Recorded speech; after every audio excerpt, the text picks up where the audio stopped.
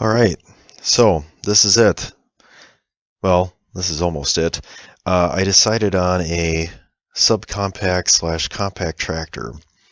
So in doing all my research here, I've kind of decided what I want, and I've been using a 8N Ford tractor for the longest time, and I like it, but I really want a loader tractor because it's really going to make short work of some of the stuff I'm doing out in the woods. And if you followed any of the previous videos about compact tractors and stuff like that and some of the information I've given out, I did put together a spreadsheet, and that's coming up shortly after this. But anyway, so the model I'm going with here is going to be a John Deere 3025E.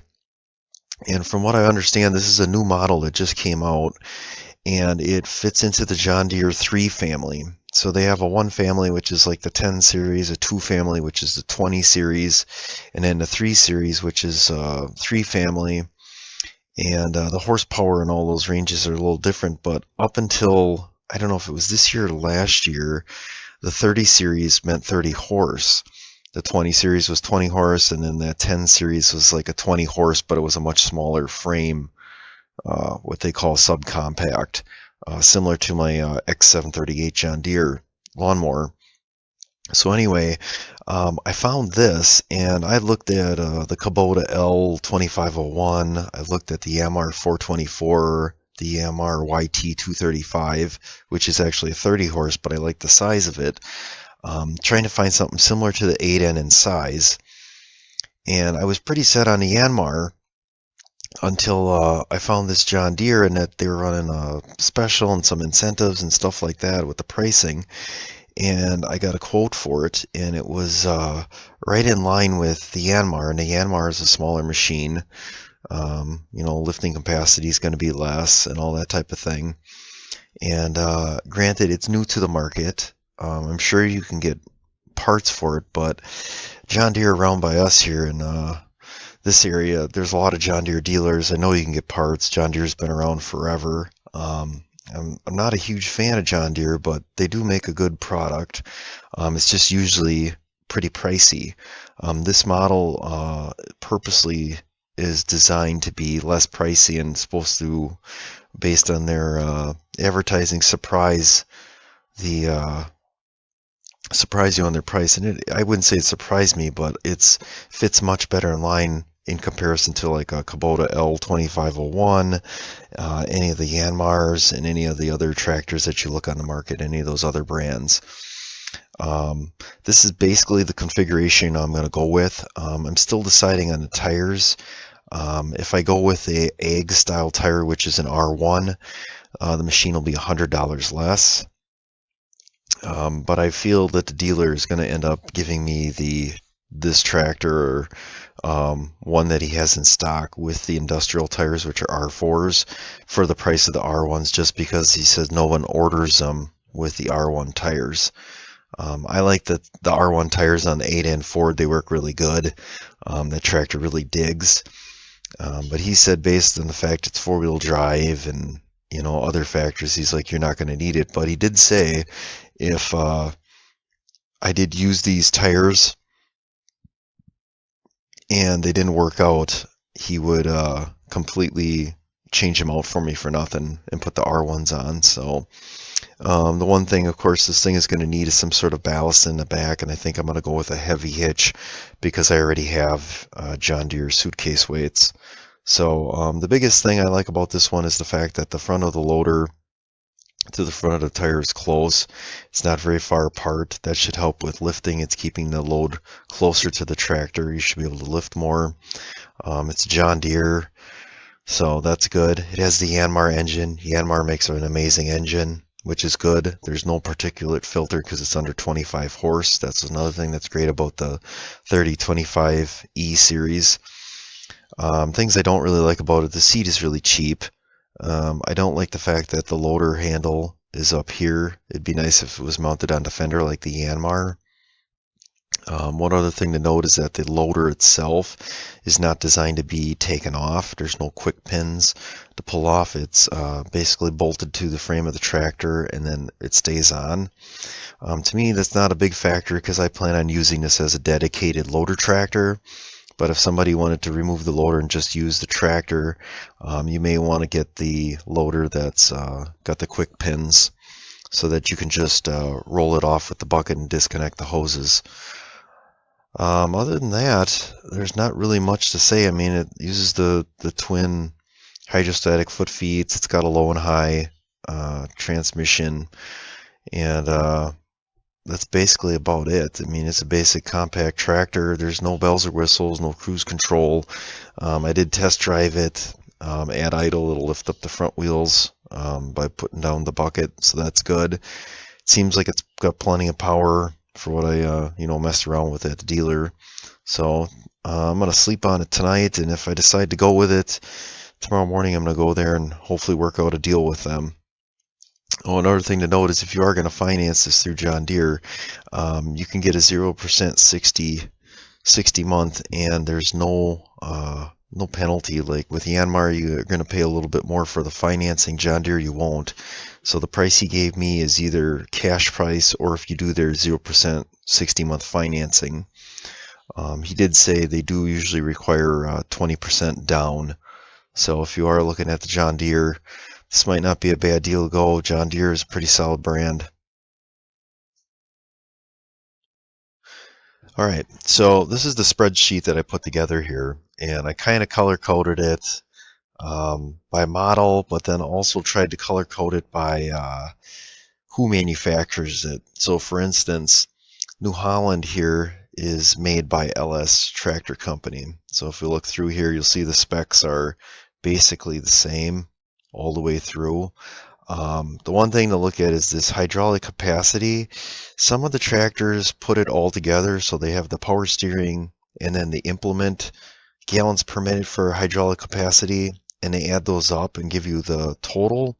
And some break it apart just by implement and power steering. So like when you compare some of these, you'll see that like the MR here says 4.3 and this Coyote says 11.3. Well, this 4.3 from Yanmar is just for the implement. Same thing with the John Deere, the 5.3. They have another, I think like this 3025E, the total is like 9.3 or something like that. So, that gets you closer to this 11.3 range. Some of these I didn't get prices on. You can kind of look through and see where the prices are at.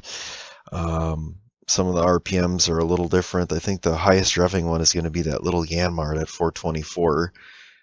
It's 3,200 RPMs, and the John Deere, which uses a Yanmar engine, is 24. The only one that actually uses their own engine is Kubota. So Kubota's really one machine there. It's all made by their own components. But like I said, if you look through here, they use the treadle, and so does Coyote. And Coyote, in a lot of ways, is a knockoff, in my mind, of a Kubota. It's the same color. It's got some of the same features. I don't know. You don't really save anything by going with some of these off brands like Coyote, LS, this TYM, and Mahindra. I've heard nothing good about Mahindra at all. As far as I know, Mahindra doesn't have four-wheel drive. They're only a two-wheel drive. But their machines seem to be a lot heavier. They use a lot more. There's a lot more weight to it. So I'm not going to say that this is 100% comprehensive or that it's all correct, because it's, like I said, it's really hard. They go out of their way to make it hard to compare information. Now, fuel capacities here, you'll see some must use the same tanks, because if you look, the size of the tanks are the same. Why there's a variation here between 6.6 and 6.7, and same thing with the Yanmar and this John Deere, 6.1 and 6.2, I really wonder about that. I find that hard to believe. But you'll see here, this John Deere 2025R, when I was speccing out tractors, that's 17.9 is what they quoted me. And that's for a 25 horse, but that's a pretty small machine. And when I priced out the 3025E today, they priced it out at 17.7. And that's with tax. Both these John Deere prices here are with tax. The Yanmar is without tax. and it doesn't have, it has a differential lock, but it doesn't have a pedal for it. You have to use the brake. If you wanted to put the pedal on, they do have that option, and that's like 380 bucks. And if you finance, like they do a 0% for 72 months through Yanmar, that'll add like another $1,100 onto this price. And then you add tax on, which is probably going to be what, another $800. That jumps the price of that machine up quite a bit, and that gets you really close to a John Deere, which is ready to roll. And then if you compare, the weight of the John Deere is heavier, which is good. It's got a 3-point arms that lifts more. I know the loader lifts more. I don't have loader lifting capacities in here because sometimes that's different too. That's hard to compare because each manufacturer here does it a little different. The biggest thing to note is Kubota, Massey Ferguson use a 3-speed, which is a low, medium, high, while the rest use a low and high transmission. Low for doing your loader work, high for basically transport. So, and then you can see tire sizes here. These are all industrial R4 tires. I kind of tried to spec that the same. You can see Mahindra uses a pretty big tire. So there's this CS 2510 Coyote. But then if you look through these are basically the same. Really surprised that the John Deere uses such a big tire in that 3025. That's nice. So, and then the engines of what goes in. So Yanmar is basically a John Deere engine for the most part. Kubota uses their own engine. Massey Ferguson uses 2 different types of engines. Coyote uses Mitsubishi, so does the LS company and New Holland, but LS builds New Holland. And then Mahindra uses Mitsubishi, and then TYM, I believe, uses Yanmar. So there you go. Of all these manufacturers, none of them are actually built in the United States. They're assembled. They'll tell you at the dealership that they're built in the United States, but they're assembled. John Deere, right on the loader part, it says made Mexico. The New Holland LS, those are made in South Korea, I believe. So is the Massey Ferguson and maybe even the Coyote. Mahindra, I believe, is made in India. But the major manufacturers where the compacts or subcompacts are coming out are going to be South Korea, Japan. I think even China now is in it, and then Mahindra, which I believe is India. So that just gives you a specs. You can look at it and take it for what it's worth. But I got some of the information put together that I used to make my decision. So the last part of this video here, I got 2 short clips that I took just measuring the distance from the front of the bucket to the front of the tire on both the Yanmar 424 and then the John Deere 3025E. Really, it came down to these 2 models that I was really serious about going with. Again, the 3025E, I didn't really do a lot of research on it, but the price came in right. I know John Deere makes a good product, and then the fact that the loader where it was placed is really good. So that's what these last 2 little clips are. Alright, so looking at the Yanmar here, the 424, we got about 45 inches from the front of the bucket to the front of the wheel here.